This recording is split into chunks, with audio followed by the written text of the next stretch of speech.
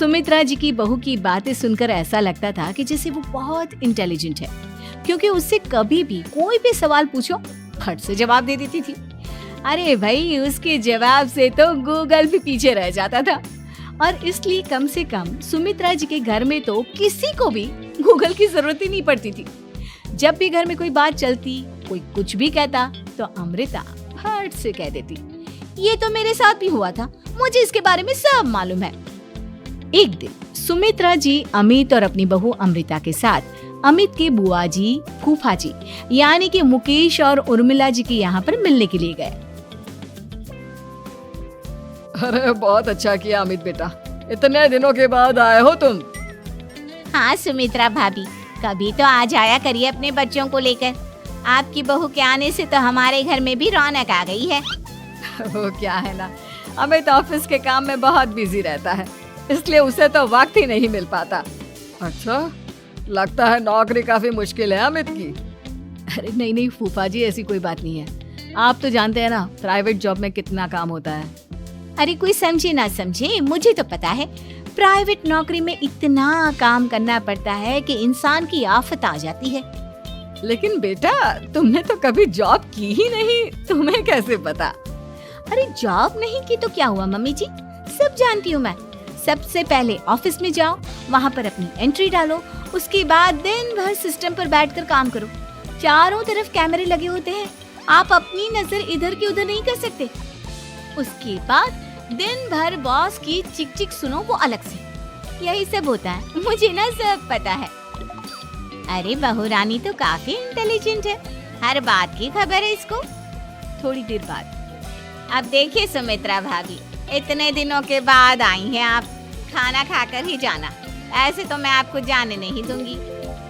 वैसे बुआ जी, खाने में क्या बनाया है? वो क्या है ना बेटा, आज तुम्हारी बुआ जी की तबीयत थोड़ी ठीक नहीं थी, इसलिए हमने सोचा कि जब तुम लोग यहाँ आ जाओगे तो बाहर से खाना मंगवा लेंगे और साथ में बैठकर खाएंगे।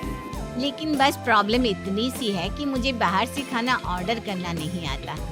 सोचा जब अमित आएगा तो उसी को बोल दूंगी। अरे मुझे आता है ना, मैं कर देती हूँ ऑर्डर। बताइए क्या क्या मंगाना है आपको?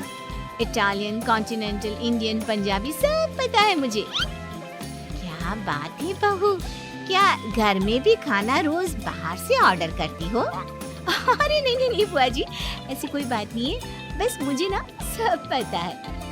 कोई बात नहीं अमृता, मैं अपने फोन से ऑर्डर कर देता हूँ। अरे क्या बात है, आजकल ऑनलाइन डिलीवरी पर कोई ऑफर नहीं चल रहा है, वरना काफी पैसे बच जाते। कैसी बात करते हैं अमित, मैं कह रही हूँ ना मुझे सब पता है। मुझे एक बहुत अच्छा ऑनलाइन डिलीवरी वाला मालूम है, जहाँ पर 50% ऑफ मिल जाएगा। और आज तो वैसे भी फ्राइडे है ना, फ्राइडे को तो उस पर 50-70% ऑफर मिलता ही मिलता है। अरे क्या बात है, इसके बारे में तो मुझे पता ही नहीं था। अरे बेटा, जिस चीज के बारे में किसी को पता नहीं होता, हमारी बहू को पता होता है। एक काम कर, तू उसी को ऑर्डर करने दे। क्या बात है अमृता बेटा, तुम तो बहुत इंटेलिजेंट हो, सब कुछ जानती हो। कुछ दिनों के बाद सुमित्रा जी की कुछ सहेलियां उनसे मिलने के लिए आती हैं। अरे सुमित्रा बहन कैसी हो, बहू कैसी है तुम्हारी? अरे पूछिए मत, बहुत इंटेलिजेंट है मेरी बहू, सब कुछ जानती है।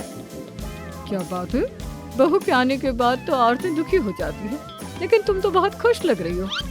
वो क्या है ना, मेरी बहू है ही इतनी अच्छी। अरे तो बुलाओ ना, हमारे साथ बैठेगी, बातें करेंगी तो हमें भी अच्छा लगेगा। सुमित्रा जी अमृता को बाहर बुलाती हैं और उसके बाद सब लोग बातें करने लगते हैं। क्या बताऊं, कुछ दिनों से घुटनों में इतना दर्द हो रहा है कि चला भी नहीं जाता। अब बुढ़ापे में तो ये सब चलता ही रहता है, क्या कर सकते हैं। आंटी जी, आप योगा करिए, योगा और साथ में ना काले तिल खाया करिए, आपके घुटनों का दर्द भाग जाएगा। लेकिन तुमको ये सब कैसे पता बेटा? अरे मेरे भी घुटनों में दर्द होने लगा था, मैंने योगा किया और काले तिल के साथ गुड़ मिलाकर उनके लड्डू बनाकर खाए, एकदम ठीक हो गए हैं मेरे पैर। अमृता, ये तुम क्या कह रही हो? इतनी कम उम्र में तुम्हारे पैरों में दर्द कैसे हो सकता है? अरे मम्मी जी, सच कह रही हूँ, एक बार अगर कोई ये नुस्खा अपना लेना बस मजा आ जाए। ठीक है बेटा, अगर तुम कहती हो तो मैं ये करके देखती हूँ। मुझे सब पता है आंटी जी, ये मेरे साथ हो चुका है, इसीलिए तो बता रही हूँ मैं आपको, ऐसे नहीं बताती किसी को। कुछ दिनों के बाद अमित अमृता को अपने दोस्तों के साथ घूमने के लिए ले जाता है।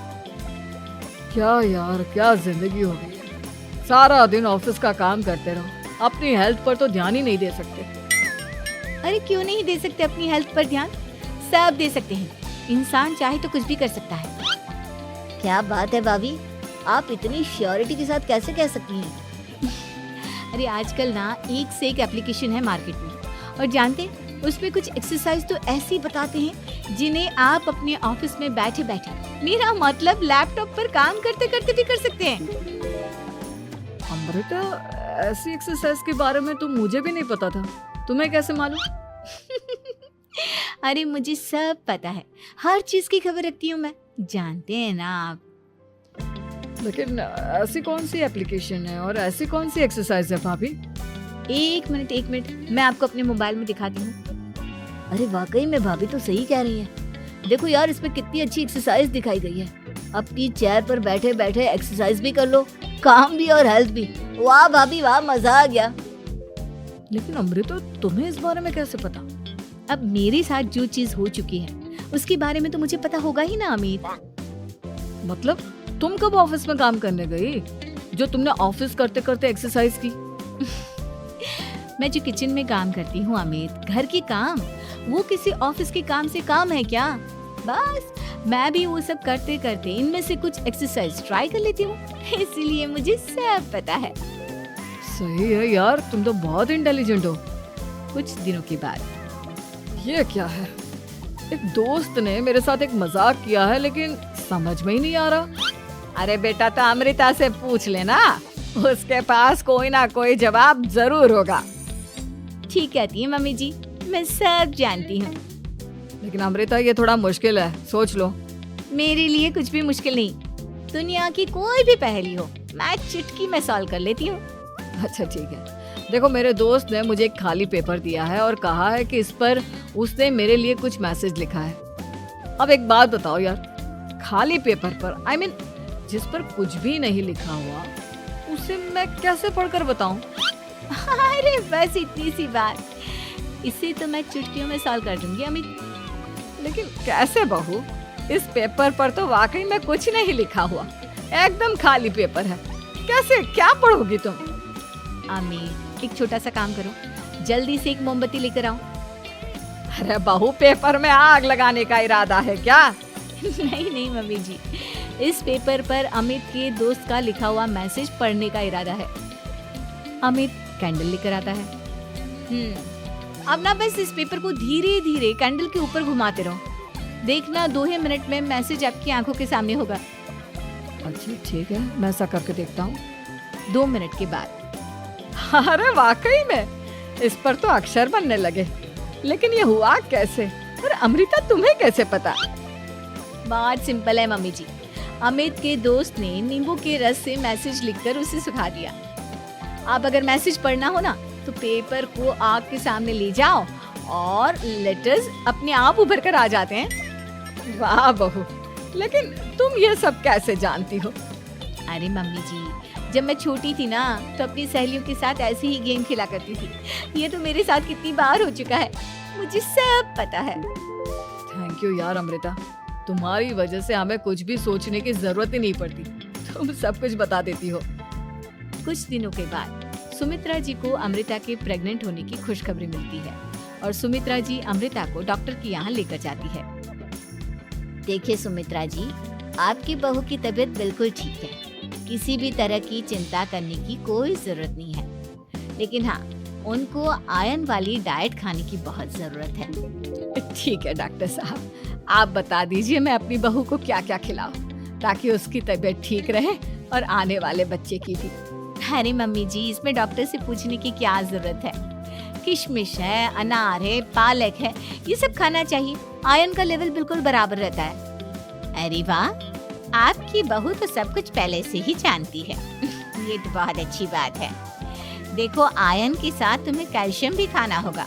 जानती हूँ मैं, अगर आयरन की खाली सप्लीमेंट लेते हैं और कैल्शियम नहीं लेते तो बॉडी उसे अच्छे से एब्जॉर्ब नहीं कर पाती। सब पता है मुझे। बहू ये भी मालूम है? हाँ मम्मी जी, आप तो जानती है ना, मुझे सब पता है। आपकी बहू की बातें सुनकर अच्छा लग रहा है। मुझे ऐसी बहुत कम लड़कियां मिलती हैं जिन्हें इतनी नॉलेज होती है, सारे सवालों के जवाब देती है। और हमारे इंडिया में तो वैसे भी हालात बहुत खराब है। बिल्कुल ठीक कह रहे हैं आप डॉक्टर साहब, लेकिन मैं उन लड़कियों की तरह नहीं हूँ। बहुत ख्याल रखती हूँ मैं हर चीज का। और जानती हैं आप, हमारे घर में तो किसी को किसी चीज के बारे में गूगल करने की जरूरत ही नहीं पड़ती। बिल्कुल ठीक कह रही है अमृता। अरे कुछ भी पूछ लो, इसे सब पता होता है। अरे वाह, तुम तो बड़ी कमाल की लड़की हो।